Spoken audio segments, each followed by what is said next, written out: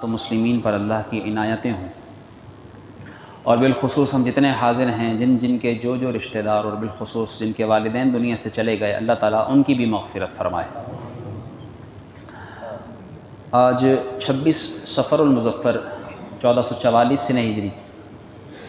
23 ستمبر سن 2022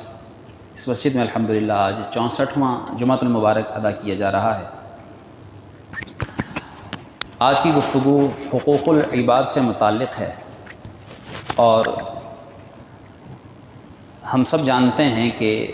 اور جاننا بھی چاہیے اگر نہیں جانتے یا توجہ نہیں، کہ معاشرے کا چین سکون، معاشرے کی تعمیر و ترقی، اس کی فلاح و بہبود کسی بھی معاشرے میں بسنے والے افراد کے اخلاق و کردار کے حسن اور ان کے باہمی تعلقات کی مضبوطی کے ساتھ ساتھ ایک دوسرے کے حقوق کی حفاظت اور ادائیگی پر مبنی ہے۔ اسی لیے دنیا بھر کے اندر ہیومن رائٹس کے طور پر بہت سی تنظیمیں کام کرتی ہیں، اور ان تمام مختلف مذاہب اور مختلف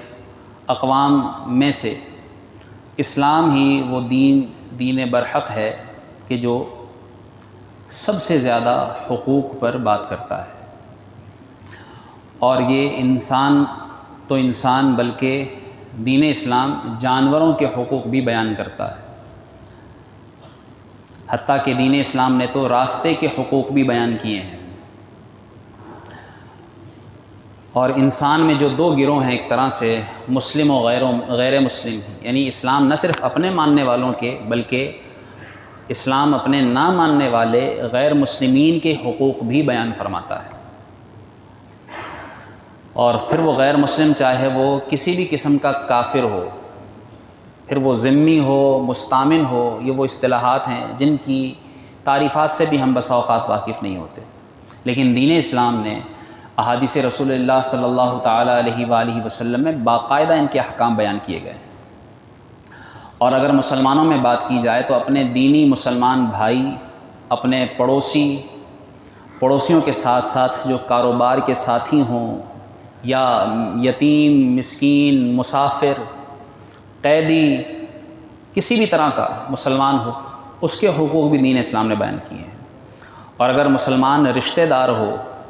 تو ان رشتہ داروں میں چاہے کسی بھی قسم کا رشتہ ہو، نسبی رشتہ داری ہو یا محرم ہونے کے اعتبار سے رشتہ داری ہو، یا رشتہ مصاہرت ہو، پھر چاہے بہن بھائی ہوں، ماں باپ ہوں، میاں بیوی ہوں، اولاد ہو، ہر طرح کے حقوق دین اسلام نے بیان فرمائے۔ اور جو آج کی گفتگو کا موضوع ہے وہ یقیناً حقوق العباد ایک بہت بڑا چیپٹر ہے، اس کو بیان کرنے کے لیے اچھا خاصا وقت درکار ہے۔ ہر ایک کے حقوق کی اہمیت اور فہرست جاننا یہ واقعی طویل وقت طلب کرتا ہے، ایسا معاملہ ہے کہ جس کو بیان کرنے کے لیے بہت وقت چاہیے۔ دین اسلام نے، آپ دیکھیے کہ آج ملکوں اور مختلف اقوام میں چائلڈز کے حقوق، یعنی بچوں کے، پھر حقوق نسواں کے نام سے، آزادی رائے کے نام پر، آزادی صحافت کے نام پر، اور جیسا کہ میں نے کہا کہ ہیومن رائٹس کے نام پر مختلف آرگنائزیشنز کام کر رہی ہیں۔ اسی طرح دنیا کے اندر ایک حقوق کی تنظیم بھی باقاعدہ کام کر رہی ہے، جس کو ہم لیبرز رائٹس آرگنائزیشن کے نام سے جانتے ہیں، کہ جو تنظیم مزدوروں کے حقوق بیان کرنے پر اور ان کے حقوق دلوانے پر، اور باقاعدہ ان کے حقوق کے نام پر ایک دن یکم مئی مزدور ڈے کے طور پر دنیا بھر کے اندر جو ہے وہ اس کو جانا جاتا ہے۔ مزدوروں کو چھٹی دی جاتی ہے، جو نام کی چھٹی ہوتی ہے، لیکن اس دن تو غریب مزدور پھر بھی کام کر رہا ہوتا ہے۔ اور دین اسلام نے نہ صرف انفرادی بلکہ اجتماعی حقوق بھی بیان کیے ہیں۔ یہ ساری تمہید میں نے اس لیے ذکر کی کہ ہم یہ جان لیں کہ سیٹھ اور نوکر، مالک اور ملازم، آجر اور اجیر، جس کو ہم سرونٹ کہتے ہیں، خادم کہتے ہیں، ان کے کیا حقوق ہیں، دین اسلام نے کیا حقوق بیان کیے ہیں، کیونکہ ہمارے معاشرے میں، نہ صرف معاشرے میں، دنیا بھر کے اندر، یعنی وزیر اعظم سے لے کر، صدر سے لے کر اور ایک چوکیدار چپڑاسی تک، یہ سب ایک طرح سے مزدور اور ملازم ہی ہوتے ہیں جو تنخواہ لیتے ہیں، اور یہ طبقہ کثرت سے پایا جاتا ہے۔ اور ہماری سوسائٹی میں جہاں ہم رہ رہے ہیں، اکثریت کا اس سے واسطہ پڑتا ہے، گھر گھر میں ملازم کام کرتا ہے، چاہے وہ ڈرائیور ہو، چاہے وہ کک ہو، چاہے وہ صفائی کرنے والی ماسی ہو، کسی بھی طرح کا ملازم ہو۔ حقوق کے متعلق اگر ہم جانیں، حق کہتے ہیں کسی بھی کا بھی کوئی خاص حصہ جو اس کو دیا جانا چاہیے،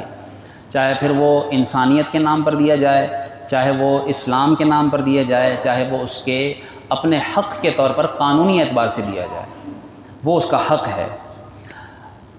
افسوس یہ ہے کہ ہم یہ سمجھتے ہیں کہ حقوق جو کہ حق کی جمع ہے، جس سے اشارہ مل رہا ہے کہ لیبرز، مزدوروں کا، خادمین کا بھی صرف ایک ہی نہیں بلکہ کئی حقوق ہوتے ہیں۔ ہم یہ سمجھتے ہیں کہ اس سے کام لینا اور اس کو اس کے بدلے تنخواہ دینا، بس یہ اس کا حق ہے۔ اور وہ یہ حق بھی جو ہم سمجھتے ہیں کہ یہ صرف اس کا یہی ایک حق ہے، یہ تنخواہ دینا بھی کس طرح اس کو دیا جاتا ہے، جس طرح تنخواہ کے نام پر اس کا استحصال کیا جاتا ہے، جس طرح اس کو ذلیل کیا جاتا ہے، جس طرح اس کے ساتھ رویہ، برتاؤ، رکھ رکھاؤ رکھا جاتا ہے، وہ ہم اچھی طرح جانتے ہیں۔ حالانکہ آجر، جو شخص، جو مالک ہے، جو سیٹ ہے، جو اپنے پاس ملازم رکھ رہا ہے، جس کو اللہ نے اس کا نگران بنایا ہے، اس کے تحت کسی کو کیا ہے، وہ شخص اگر یہ جان لے کہ میرے رزق اور میری معیشت کا ذریعہ اور سبب یہ مزدور اور یہ ملازم ہی تو ہے، کہ اسی کی بدولت میرا کام چل رہا ہے، میرا کاروبار رواں دواں ہے، حقیقتاً اسی کی کمائی ہے جو میں اور میرا خاندان کھا رہے ہیں۔ ایک طرح سے اگر وہ کام کرنا چھوڑ دے، کہاں سے کاروبار چلے گا؟ اور پھر جو ہے میں اسے جو معاوضہ دے رہا ہوں وہ بھی اس طرح کہ وہ اپنے معاوضے کو لینے کے وقت بھی خود ذلت محسوس کرے، اور پھر اس کے ساتھ نہ صرف یہ ایک حق دینے کے اعتبار سے، مزدوروں کے ساتھ حسن سلوک، ان کے ساتھ مروت، ان کے ساتھ تواضع، انکساری، عاجزی، ان کے دکھ درد کو سمجھنا، ان کی غمی خوشی میں شریک ہونا، ان کی مشکل آسان کرنا، حل کرنے کی کوشش کرنا، اگر یہ احساس کوئی مالک، کوئی سیٹھ کر لے تو یقیناً پھر وہ اس کا مزدور، اس کا اجیر، وہ اس کو اپنے آپ کو اس کے لیے اس طرح پیش کر دے گا کہ وہ اپنی جان بھی اس پر نچھاور کرنے کو کوئی اپنے لیے بعید نہیں سمجھے گا، بلکہ وہ نہ صرف اپنی جان، اس اپنے مالک، اپنے آقا، اپنے سیٹھ، اپنے اس رکھنے والے کی جان اور اس کی مال کی بھی حفاظت کرے گا۔ اور دین اسلام نے اس اعتبار سے حقوق کو بڑی تفصیل سے بیان فرمایا ہے۔ رسول اللہ صلی اللہ تعالیٰ علیہ وآلہ وسلم نے ارشاد فرمایا کہ یہ تمہارے بھائی ہیں، جو خادم و غلام، یہ تمہارے بھائی ہیں، انہیں تمہارے ماتحت اللہ نے کیا ہے، لہٰذا تمہیں چاہیے کہ تم جیسا کھاؤ ویسا اسے کھلاؤ، تم جیسا پہنو ویسا اسے پہناؤ، اور اسے تکلیف ما لا یطاق، جس کی اس میں ہمت نہ ہو، اسے اس کا ایسا کام اس کے حوالے نہ کرو، اس سے ایسا کام نہ لو جو اس کی ہمت سے زیادہ ہو، اور اگر لو بھی تو اس کے ساتھ خود لگ جاؤ۔ یہ ہمیں حدیث میں رسول اللہ صلی اللہ علیہ وسلم نے بیان فرمایا ہے۔ حضرت ابو ذر غفاری رضی اللہ تعالیٰ عنہ کے بارے میں آتا ہے کہ آپ کو کسی شخص نے کپڑے پہنے ہوئے دیکھا، بڑے اچھے قسم کے، اور وہی کپڑے جو آپ کا خادم، آپ کا ساتھ آپ کا غلام تھا، اس نے پہنے ہوئے، تو دیکھنے والے نے یہ کہا کہ آپ چاہتے تو اس کے لیے ایک چادر کافی تھی، اسے ویسا ہی لباس کیوں پہنایا؟ اس وقت آپ نے یہ فرمایا کہ میں نے رسول اللہ صلی اللہ تعالیٰ علیہ وآلہ وسلم سے سنا ہے، اور آپ نے فرمایا ہے کہ تم اپنے خادمین کے ساتھ ویسا سلوک کرو جیسا اپنے ساتھ چاہتے ہو، جیسا خود کھاؤ ویسا انہیں کھلاؤ، جیسا خود پہنو اسے ویسا پہناؤ۔ اور پھر آپ دیکھیے کہ آپ صلی اللہ تعالیٰ علیہ وآلہ وسلم کی سیرت سے ہمیں کیا درس ملتا ہے۔ دین اسلام یقیناً رسول اللہ صلی اللہ علیہ وسلم کی سیرت کا نام ہے۔ آپ صلی اللہ علیہ وسلم نے صحابہ سے پوچھا، صحابہ یہ بتاؤ مفلس کون ہے؟ عرض کیا یا رسول اللہ صلی اللہ علیہ وسلم وہ ہے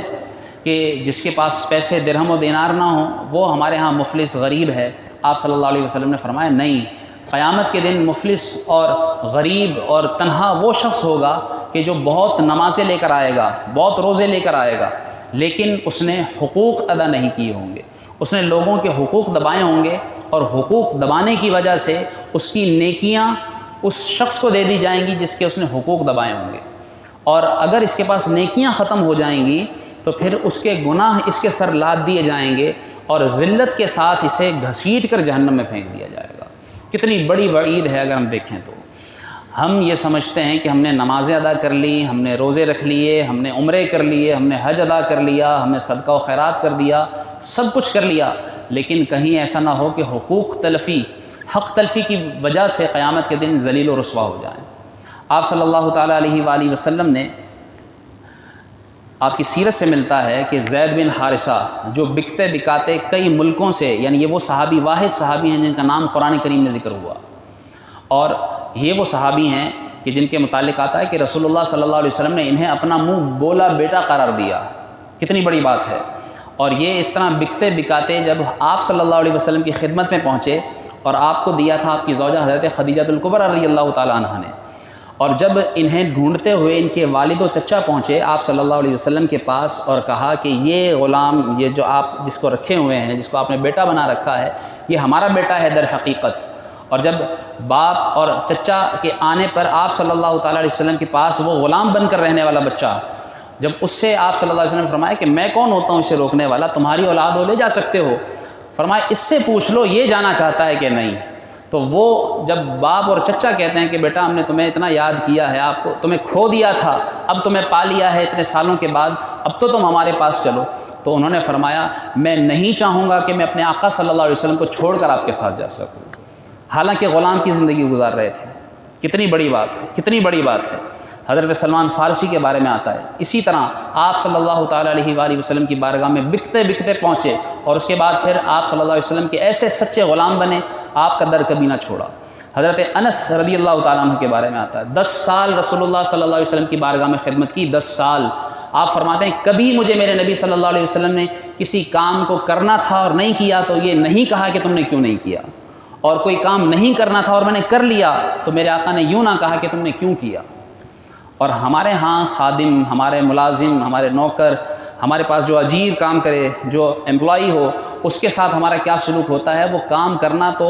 دور کی بات، اس میں ذرا سی خامی، ذرا سا نقص تو کر دے، غلطی تو کر دے، اس کی دوسروں کے سامنے کس طرح تذلیل ہم کرتے ہیں یہ میں اور آپ اچھی طرح جانتے ہیں۔ ہمارے معاشرے میں مزدوروں کے ساتھ کیا سلوک کیا جاتا ہے۔ حضرت بلال رضی اللہ تعالیٰ عنہ آپ صلی اللہ علیہ وسلم کے غلام، جس طرح حضرت ابوبکر صدیق رضی اللہ تعالیٰ عنہ نے آپ کو آزاد کیا خرید کر، لیکن آپ صلی اللہ علیہ وسلم کی بارگاہ میں گھر کے امور خانہ داری جو خرچے چلایا کرتے تھے وہ آپ کے ذمے تھے۔ روایتوں میں آتا ہے کہ آپ رضی اللہ تعالیٰ عنہ جب گھر کا خرچ پیسے ختم ہو جاتے تھے تو قرض لے لیا کرتے تھے، اور پھر آپ صلی اللہ علیہ وسلم کی بارگاہ میں کبھی کسی جنگ سے مال آتا، خمس غنیمت کے طور پر، یا ویسے کوئی ہدیہ آتا تو اس سے وہ قرض چکا دیتے۔ ایک مرتبہ قرض اتنا بڑھ گیا کہ ایک یہودی جس سے قرضہ لیا کرتے تھے، اس نے کہا کہ 3 دن کے اندر میرا قرضہ دیا تو ٹھیک، ورنہ تمہیں گردن میں رسی ڈال کر تمہیں نوکر بنا کر، غلام بنا کر بیچ دوں گا۔ اور یہ عام تھا عربوں میں کہ جب کوئی کسی کا قرضہ ادا نہ کر پاتا تو پھر اس کو بیچ کر اس سے قرضہ پورا کیا جاتا تھا۔ 2 دن گزر گئے، قرض کا انتظام نہ ہو سکا۔ آپ صلی اللہ علیہ وسلم کی بارگاہ میں عرض کر دیا، یا رسول اللہ صلی اللہ علیہ وسلم، میں آپ کی خدمت کا غلام ہوں، آپ کے خدمت کے معاملات سر انجام دیتا ہوں، میرے ساتھ یہ معاملہ ہے۔ آپ صلی اللہ علیہ وسلم نے تیسری رات، یہاں تک کہ حضرت بلال حبشی رضی اللہ تعالیٰ عنہ نے سامان باندھ لیا کہ رات میں کہیں نکل جاؤں گا، کہیں ایسا نہ ہو کہ میں پھر غلام بنا لیا جاؤں، کیونکہ جانتے تھے جو ذلت آپ غلامی کی زندگی میں گزار چکے تھے، اٹھا چکے تھے، جو وقت دیکھ چکے تھے۔ آپ کے سینے پر بھاری پتھر رکھا جاتا تھا، گرم ریت پر لٹایا جاتا تھا۔ ہمارے معاشرے میں یہ ہو رہا ہے، گھر کے اندر کام کرنے والی خادماؤں، ملازماؤں کو کس طرح جلا دیا جاتا ہے، ان کے بال کاٹ دیے جاتے ہیں، ان کی عزت خراب کر دی جاتی ہے، ان کو جان سے مار دیا جاتا ہے۔ یہ بھی ہمارے معاشرے میں ہو رہا ہے۔ جو پہلے، یعنی ہم یہ سمجھتے ہیں کہ ہم ایک جدید دور میں آ گئے ہیں، بہت پڑھا لکھا انسان ہو گیا ہے، لیکن اس پڑھے لکھے دور میں بھی آج انسان وہی کام کر رہا ہے جو دور جہالت میں تھے، اس سے بڑھ کر رہا ہے۔ تو ہمیں اپنی اس حالت پر ذرا غور کرنا چاہیے کہ ہم کس طرح ابتر حالت میں جاتے جا رہے ہیں اور گرتے چلے جا رہے ہیں، پستی کے تنزل کے شکار ہو چکے ہیں۔ آپ صلی اللہ تعالیٰ علیہ وسلم نے راتوں رات جب حضرت بلال حبشی جانے کا ارادہ کر رہے تھے، کسی کو بھیج کر بلوایا اور فرمایا تمہیں رسول اللہ صلی اللہ علیہ وسلم بلا رہے ہیں۔ آپ صلی اللہ علیہ وسلم کی بارگاہ میں حاضر ہوئے، خادم تھے نا، غلام تھے نا، نوکر تھے نا۔ آپ صلی اللہ علیہ وسلم نے فرمایا آپ کی بارگاہ میں کہیں سے 4 اونٹ مال سے لدے ہوئے ہدیہ کیے گئے۔ آپ نے فرمایا بلال جتنا قرضہ تمہارا ہے تم لے چکے ہو، یہ اونٹ تمہارے سامنے کھڑے ہیں، ان سے تمہارا قرضہ پورا ہو جائے گا۔ عرض کیا یا رسول اللہ قربان آپ پر، ان سے قرضہ ادا بھی ہو جائے گا اور بچ بھی جائے گا۔ آپ نے فرمایا جاؤ اپنا قرضہ بھی اتارو اور اسے اپنے استعمال میں بھی لاؤ۔ یہ آپ صلی اللہ علیہ وسلم کی سیرت سے ہمیں درس ملتا ہے کہ غلاموں کا قرضہ اتارنا، ان کے ساتھ اچھا سلوک کرنا۔ حضرت ابو مسعود کے بارے میں آتا ہے کہ آپ کی نوکرانی آپ کی بکریاں چرا رہی تھیں اور آپ دور کھڑے دیکھ رہے تھے کہ نوکرانی کی غفلت سے کوئی بھیڑیا ایک بکری اٹھا کر لے گیا، اور وہ ابو مسعود جو اپنی نوکرانی کی اس غفلت کو دیکھ رہے تھے آئے اور تماچا رسید کیا کہ تمہاری غفلت کی وجہ سے بھیڑیا میری ایک بکری لے گیا۔ پیچھے رسول اللہ صلی اللہ تعالیٰ علیہ وسلم کھڑے تھے اور آپ نے فرمایا کہ ابو مسعود تم نے یہ کیا کیا ہے، تم جانتے ہو تم نے کیا کیا ہے؟ عرض کیا یا رسول اللہ صلی اللہ علیہ وسلم شرمندہ ہوں، اور اس شرمندگی کی وجہ سے میں اس نوکرانی کو آزاد کر رہا ہوں۔ آپ صلی اللہ تعالیٰ علیہ وسلم نے فرمایا کہ اگر تم یہ نہ کرتے تو پھر تم جہنم کی آگ کے اندر قید کیے جاتے۔ تمہارے ساتھ تمہارا یہ سلوک اگرچہ اس کی غلطی تھی، اس پر بھی رسول اللہ صلی اللہ علیہ وسلم نے انہیں شرمندہ فرمایا۔ اور غلاموں کو، اپنے نوکروں کو معاف کرنے کے معاملات کس طرح ہمیں روایتوں میں ملتے ہیں۔ کتابوں میں آتا ہے کہ ایک بزرگ، اور یہ مختلف روایتوں میں مختلف انداز سے یہ واقعہ مذکور ہے، جس طرح بھی ہے لیکن ان کا قرآنی آیت پر عمل دیکھیے کہ وہ اپنے بچے کو بٹھا کر کھلا رہے ہیں، کھیل رہے ہیں، دودھ پیتا شیر خوار بچہ ہے، اور کوئی خادمہ سیخ گرم کیے ہوئے جس میں بوٹیاں ڈال کر وہ لا رہی تھی، وہ سیخ اس کے ہاتھ سے چھوٹی اور وہ بچے کے گلے میں پیوست ہو گئی۔ بچہ وہیں انتقال کر گیا، اور جب انتقال کر گیا تو اب جس کا بچہ اس طرح مر جائے کسی کی غلطی سے، وہ اس کا کیا حال کرے؟ اسی وقت اس کو مار مار کر اس کی جان نہ نکال دیں۔ لیکن ان بزرگوں کا طریقہ بھی دیکھیے، اور اس خادمہ کا، اس کا قرآن کو یاد رکھنا بھی دیکھیے۔ جدھر غصہ آیا، غصہ آتے ہی وہ کہتی ہے والکاظمین الغیظ، اور غصے کو پی جانے والے۔ یہ بزرگ آیت سنتے ہیں فوراً کہتے ہیں، بیٹھ جاتے ہیں، میں نے غصہ پی لیا۔ والعافین عن الناس، آگے لونڈی وہ یہ آیت پڑھتی ہے والعافین عن الناس، اور لوگوں سے درگزر کرنے والے۔ بزرگ کی زبان سے نکلتا ہے جاؤ میں نے تمہیں اللہ کی رضا کے لیے معاف کر دیا۔ پھر آگے پڑھتی ہے ان اللہ یحب المحسنین، اللہ احسان کرنے والوں کو پسند فرماتا ہے۔ وہ بزرگ فرماتے ہیں میں نے غصہ بھی پی لیا، میں نے معاف بھی کر دیا، اور جب اللہ احسان والوں کو پسند کرتا ہے تو بچے کی موت اپنی طرف جو آنی تھی آ گئی، لیکن میں نے تمہیں اللہ کی رضا کی خاطر آزاد کر دیا۔ یہ تھا ان کا طریقہ اپنے نوکروں کے ساتھ، اپنے خادموں کے ساتھ۔ اور ہم دیکھیں کہ ہمارا طرز عمل کیا ہے، ہمارا رویہ کیا ہے۔ ان کو ذلت سے دھتکارنا، ان کے کام کی خامیاں نکالنا، ان کا جب تنخواہ لینے کا وقت آئے، حقوق بیان کیے ہیں۔ حقوق آپ کی بارگاہ میں یہ چند میں گنتی کے چند حقوق پیش کرتا ہوں۔ کیا پہلا حق ہے کہ اس کے کام کا وقت معین کرنا۔ ہم خادم کا کام کا وقت معین کرتے ہیں، ہم تو اسے اپنا غلام سمجھتے ہیں، وہ غلام جو زر خرید غلام ہو گیا، حالانکہ اس کو اتنے پیسے نہیں دیتے جتنا وہ کام کرتا ہے، اور اگر دے بھی تو اس کا پورا وقت 24 گھنٹے،